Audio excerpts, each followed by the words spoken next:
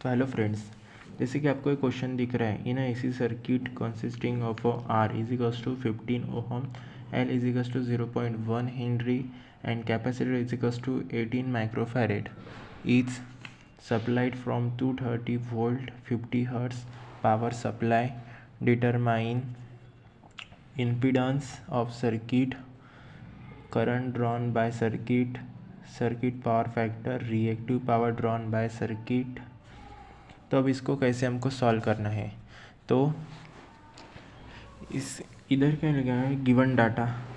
तो हमारे पास क्या है, रेजिस्टर है 15 ओहम जैसे कि यहाँ पर दिख रहा है, और हमारे पास एल है 0.1 हेनरी और कैपेसिटर है 18 माइक्रोफैरेड। यहाँ पर हमारा 18 माइक्रोफैरेड है। तो माइक्रोफैरेड को हम क्या लिखते हैं, माइक्रो मतलब कि 10 raise to the power -6, 10 raise to the power -6, और इसका वोल्टेज कितना है 230 वोल्ट और 50 हर्ट्ज इसकी फ्रीक्वेंसी है। तो अब हमको इधर इम्पीडेंस निकालना है। तो अब हम इम्पीडेंस कैसे निकालेंगे, हमारे इधर इम्पीडेंस निकालने का एक फार्मूला है, XL is equals to 2YFL। तो हमारे जो पाए है हम उसको कैल्सी में डायरेक्ट डाल के सॉल्व कर सकते हैं। तो हमारा एक्सएल की वैल्यू हो जाती है 31.42। और अब हमको एक्सी निकालना है। तो एक्सी का फार्मूला कहता है 1/2πfc, 1/2πfc एक्सी का फार्मूला है।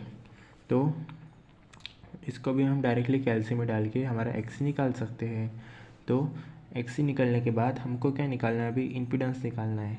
तो इम्पीडेंस का फार्मूला क्या होता है, R + JXL - XC, या फिर हम डायरेक्टली लिख सकते हैं कि Z is equals to √R² +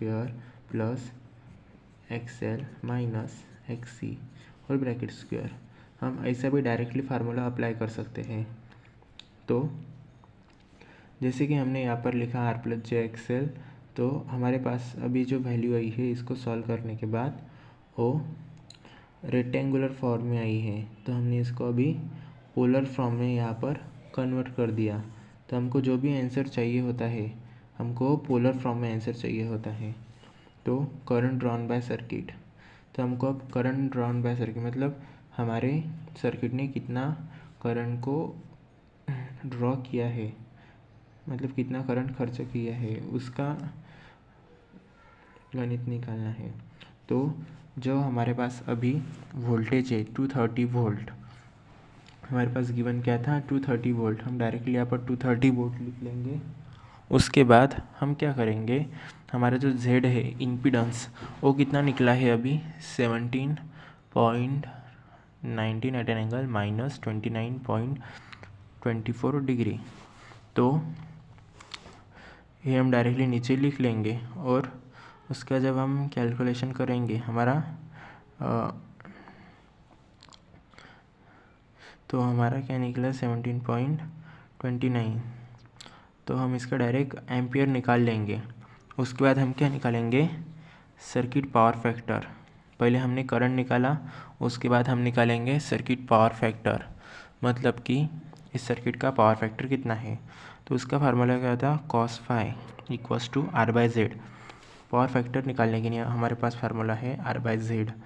R/Z, R कितना है हमारे पास 15 ओहम है, Z कितना है 17.19। इसको निकालने के बाद हमारे पास जो पावर आती है वो लीडिंग में आती है, लीडिंग, क्योंकि इसमें जो हमारा लीड इंडक्टर में क्या होता है, हमारा करंट लैग होता है और कैपेसिटर में हमारा करंट लीडिंग होता है। तो इसमें जो कैपेसिटर की वैल्यू है वो ज़्यादा है, इसीलिए हमारा सर्किट क्या है, लीडिंग में आया है, इसी वजह से। तो